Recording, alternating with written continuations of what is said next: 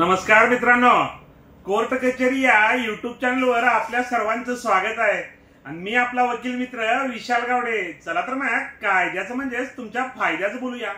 तर मित्रांनो, आज एका नवीन विषयासोबत आपल्याकडे तर आज आपला विषय असा राहणार आहे की आपण कोणत्याही नॅशनलाइज बँकेचं अथवा शासकीय निमशासकीय प्रायव्हेट कुठल्याही वित्तीय संस्थेचं जर आपण कर्ज घेत असो आणि ती कर्ज घेत असताना सदर बँकेकडून आपण ज्या प्रॉपर्टीवरती कर्ज घेतोय म्हणजे ज्या मिळकतीवरती आपण कर्ज घेतोय त्या कर्जासाठी म्हणून आपण त्या बँकेला अथवा वित्तीय संस्थेला आपली जमीन अथवा जी मालमत्ता आहे, घरजागा असेल अथवा ज्या मालमत्तेवर नॅशनलाइज बँक किंवा वित्तीय संस्था कर्ज देईल अशी कोणतीही जागा, जमीन, प्रॉपर्टी जर आपण त्यांना घाणवट देतोय आणि घाणवट दिल्यानंतर त्या बँकेकडे आपण कर्जाची मागणी केली आणि कर्जाची मागणी करून कर्ज मिळाल्यानंतर कर्ज मिळण्याच्या अगोदर त्या बँकेकडे ज्यावेळेस आपल्याला मंजुरी पत्र येतं, कर्जाची मंजुरी येते, त्यावेळेस ती बँक आता वित्तीय संस्था आपल्याला त्या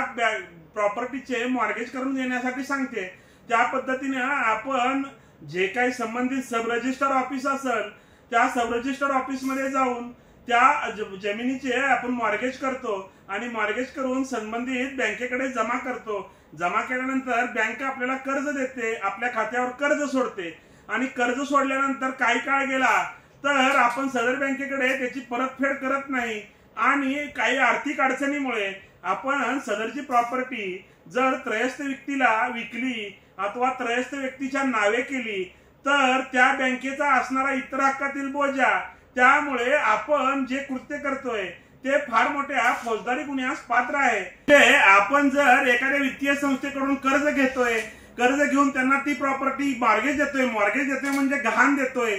संबंधित वित्तीय संस्थेला आपण सांगायला पाहिजे की आपण या बँकेकडून आपल्याकडून कर्ज घेतलं होतं आणि ही प्रॉपर्टी मॉर्गेज दिली होती। मॉर्गेज दिली असताना सुद्धा आपण ती प्रॉपर्टी दुसऱ्याला त्रयस्थ व्यक्तीला ट्रान्सफर करीत आहोत म्हणून त्या अगोदर आपल्याला त्या वित्तीय संस्थेचे कर्ज भरणे हे बंधनकारक आहे। अन्यथा संबंधित वित्तीय संस्था ही त्या कर्जदारावर व ज्यांनी गहाणखत दिले त्या गहाणखत करणाऱ्या माणसानं जर बँकेच्या परवानगीशिवाय जर प्रॉपर्टी विकली अथवा कुणाला गहाण दिली अथवा त्याच्यावर दुसऱ्या कुठल्या बँकेचं आपण जर कर्ज काढलं तर ते भारतीय न्याय संहितेनुसार 318/4 नुसार फार मोठ्या फौजदारी गुन्ह्यास पात्र होतो। कारण एखाद्या संस्थेला एखादी प्रॉपर्टी आपण गहाणखत देतोय आणि गहाणखत देऊन ती प्रॉपर्टी जर आपण त्या वित्तीय संस्थेला संबंधित वित्तीय संस्थेकडनं कर्ज घेऊन गहाण देऊन त्यांना जर आपण इन्फॉर्मेशन न देता सदरची प्रॉपर्टी जर आपण दुसऱ्याला विकत असेल अथवा दुसऱ्या बँकेकडे जर गहाणखत करत असेल तर तो भारतीय न्याय संहिता 318/4 नुसार गुन्हा होऊ शकतो। तर मित्रांनो, आपण एखाद्या वित्तीय संस्थेकडून कर्ज घेतले असेल आणि आपल्याला ती प्रॉपर्टी जर विकायची असेल तर ती प्रॉपर्टी विकण्या अगोदर ज्या संबंधित वित्तीय संस्थेकडून आपण कर्ज घेतलेले आहे त्या संस्थेला आपण माहिती दिली पाहिजे व त्यांचे कर्ज भरले पाहिजे, त्यांच्याकडून एनओसी घेतलं पाहिजे आणि मगच ती प्रॉपर्टी आपण ट्रान्सफर केली पाहिजे।